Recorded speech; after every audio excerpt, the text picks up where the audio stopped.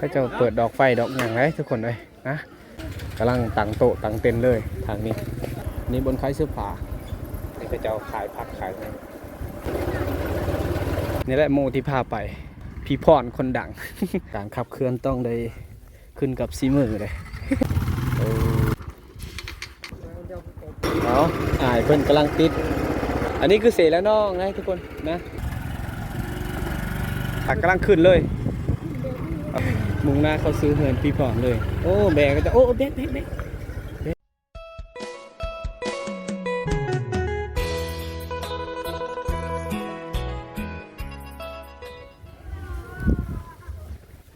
เอาสบายดีทุกคนและก็สบายดีพ่อแม่พี่น้องทุกคนเด้อที่กำลังติดตามและรับชมวิดีโอเบาเคบ้านป้าทุกคนเลยตอนนี้เบาเคก็จะมาฮอดเมืองนองแล้วนะทุกคนเอาทุกคนเลย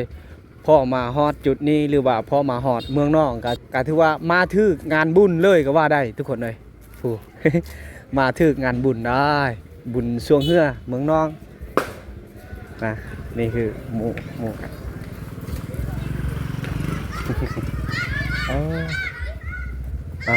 ทุกคนเลยอันนี้เป็นบอล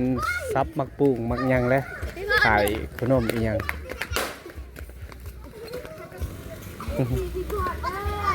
โอ้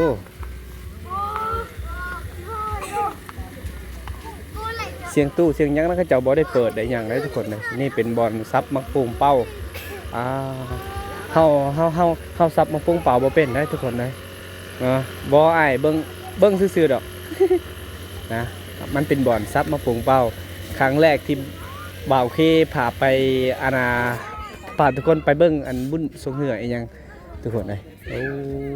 นะ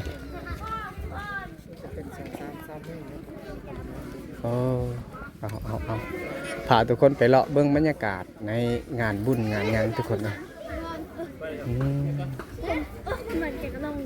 เอาเขาจะเปิดดอกไฟดอกอย่างไรทุกคนเลยนะโอ้หยาวไก่เลยผู้สุดผู้เลยพอแห้งนะทุกคนเลยบ่าวเคกสียางเลาะให้ทุกคนได้เบิ่งนะครั้งแรกที่เลาะเบิ่งบรรยากาศอันนี้เป็นมือที่เขาจะกะเกี่ยมได้ทุกคนเลยเหมือนมือที่เขาจะกะเกี่ยมไว้ซื่อๆกำลังตั้งโต๊ะตั้งเต็นท์เลยทางนี้ฮะตอนนี้ก็ได้ขี่มอเตอร์ไซค์แล้วนะทุกคนตลาดนัดงานบุญสวนเหือเมืองนองเลย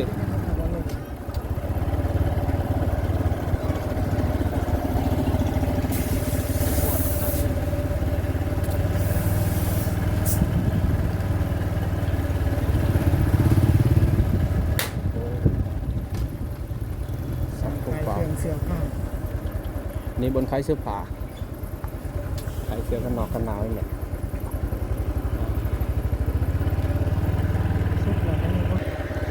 วนมาอีกเครือนึงนะวนมาอีกเครือนึงทุกคนเลยกันได้ขี่มอเตอร์ไซค์เลย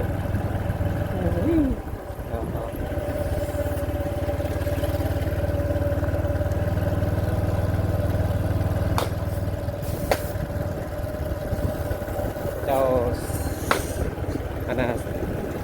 ยิงมาปลูกหรือว่าซับมาปลูกเป่านี่แหละเสียงดังเต่านี่ก็จะขายผักขายไง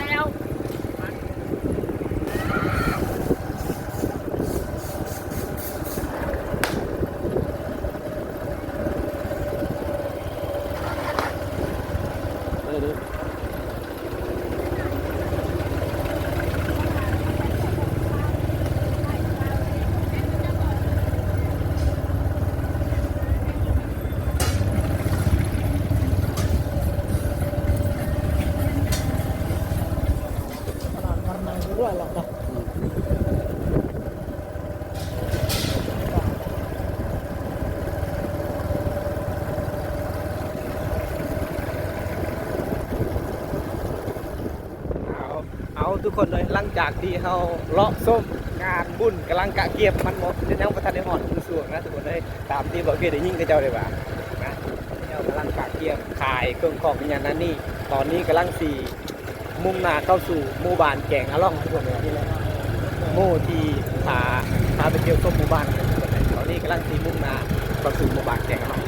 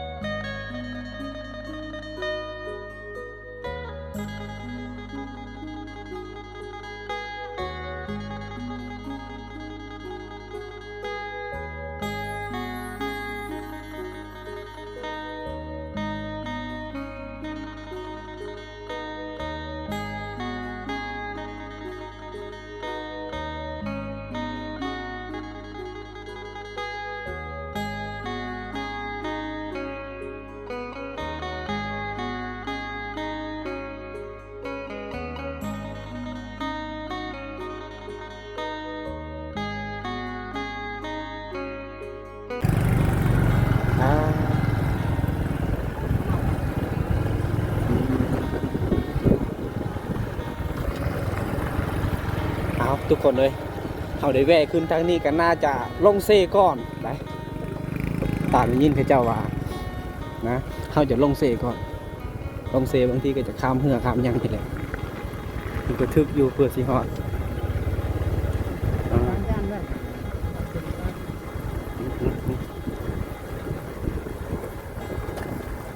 นี่คือทางลงเซเลย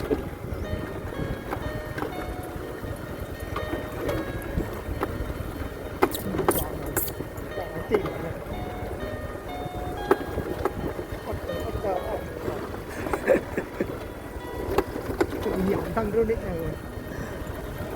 การสมัครทั้งรุ่นเชียร์ ถึงเลยดังเลย ขโมยเรื่องที่ได้เรียนม .4 ม .5 เขาถูกยาว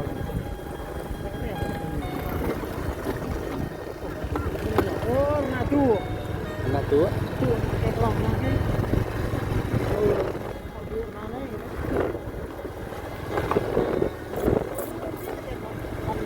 มาตามต่อ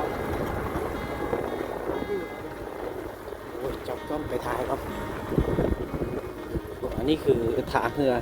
ทางลงเซทางเรือนี่แหละหมูที่พาไปนะเอาทุกคนเลยนะนี่แหละหมูที่พาไปพี่พรคนดัง พี่พรได้ทุกคนเลยเอาตอนนี้กำลังหย่างลงเซอันนี้คือทางเรือจะข้ามไปบานแกงอะล่องทางพุ่นคือพักพุ่นคือพักบานแกงอะล่องเลยทุกคนเลยนะครัวไม้นั้นยังบ่ทันได้มีคือเจ้าต้องได้ขี่เรือนี่อันนี้ก่อนเรือบักเรือยังนี่แหละจะลงไปแบบนี้ประมาณนี้แหละทุกคนไปโอ้ตำนานนะต้องตะดอกเชิงๆกันให้ต่อสบายได้คือเจ้าเฮ็ดไว้อันนี้ทุกคนการขับเคลื่อนต้องได้ขึ้นกับซีมือเลย ตัดออกขึ้นเลยแล้วขึ้นต่อคิวนี่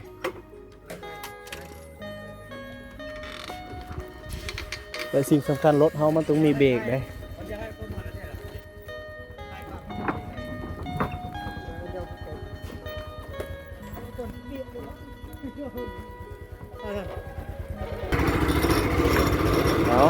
เพิ่นกำลังติดกำลังสีขามเมื่อเลยตอนนี้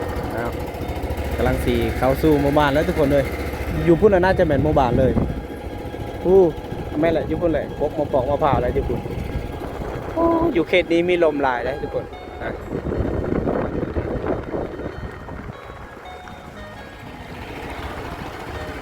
กำลังขามเมื่ออันนี้คือเสร็จแล้วน้องนะทุกคนนะ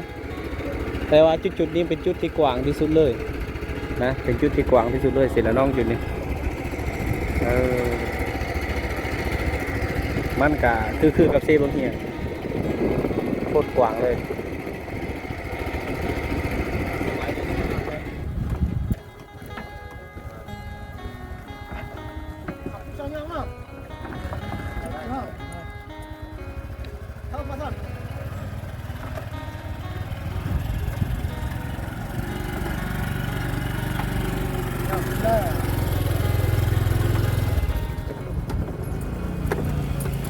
ตะบนปิดอยู่เลยตอนนี้ข้าเจ้ากำลังขึ้นเลยนี่แหละหมู่บาวเคนะไปทุกคนเลยตอนนี้ก็กำลังเข้าสู่หมู่บ้านนี่นะครั้งแรกที่มาหมู่บ้านแกงอะล่องนะจะเป็นจังไรพาไปเบิ้งน้ำกันเลยทุกคนเลยอันนี้เป็นบ้องคือเจ้านอนเผาเหือนี่แหละ ถาคนข้ามไปข้ามมาเลยนี่แหละต้องนอนพักผ่อนจุดนี้ในบอลเกียหนุ่มเคยที่บอกกระโมทำไมได้บอกนี่แหละบอลกระเจ้านั่งทาเหือนั่งทาคนข้ามแบบนั้นนะต้องได้เปลี่ยนไปเปลี่ยนมาเลยทุกคนเลยทางกระเจ้าปูด้วยอันปูนด้วยซีมั่งประมาณนั้นแหละกระเจ้าปูนทางลงแต่ว่ามันจะลงได้แต่รถมอเตอร์ไซค์หรือว่ารถจักรนี่แหละนะรถไทยรถอีหยังกาบอสามารถลงได้ทุกคนเลยนี่ลองเจอกันเลย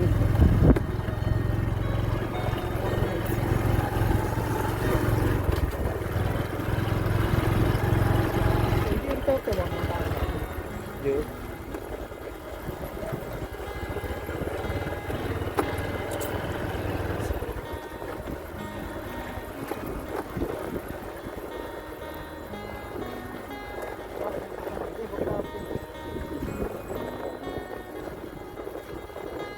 เจอน้ำมี เกียมเจอนาแซงเจอ nampak terang kita ngai dia. Ngai dia ho. Takเอาดับอะไรเนาะเพื่อนจะไงจือ อันนี้คือทางเขาหมู่บ้านเขาเจ้าและทางล่างคือทางลงเซก็เลยเขาตะเงินทางลงเซเลยก็ว่าได้จุดนี้เอาอันนี้ก็ตัวอีกจุดหนึ่งเอาก่อนสิเข้าไปหมู่บ้านนี่ต้องผ่านเซ่อันนี้อันขั่วไม้อีกได้นี่พี่น้องนี่ดูทางเข้าบ้านเจ้าล่องเนี่ยสิอยู่ตรงนั้นอันนี้ขั่วไม้เป็นแบบนี้เลย ห่วยแถวนี้ก็มีที่ห่วยใหญ่ๆเลยนะทุกคนเลย เป็นทางเข้าบ้านเพื่อนนะนี่เดี๋ยวเข้าไปหอดหมู่บ้านบ้านนี้ครั้งแรกที่ชลีเขาเมื่อบ้านแกงอร่อยบ้านใหญ่บ้านกว้างทั้งหมดเป็นซุ้มเขาปลูและมังกรภาษาที่คล้ายกันกับภาษาสลีสำหรับบ้านนี้เดี๋ยวไปก้องทิศวิถีชีวิตนะใส่ชีวิตในหมู่บ้านนี่1 คืน 2 วัน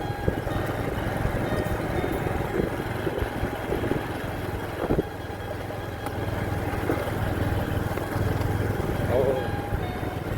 น่าจะเข้าฮอดหมู่บ้านแล้วนะ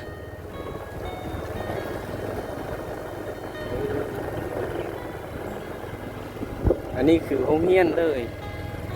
โอ้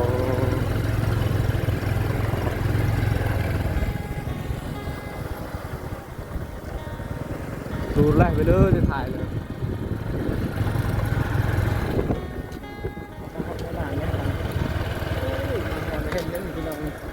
หมูย่า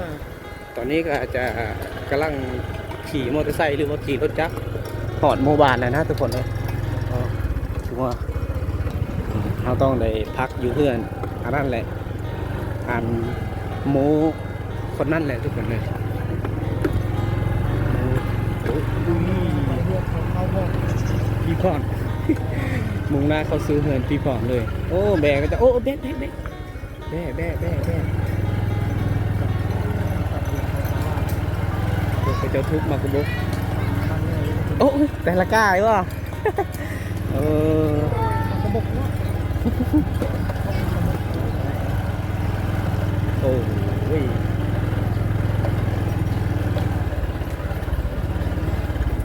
แต่ละก้ายเนอะจ่ารักไอ้ น่าจะจ่าไปแล้ว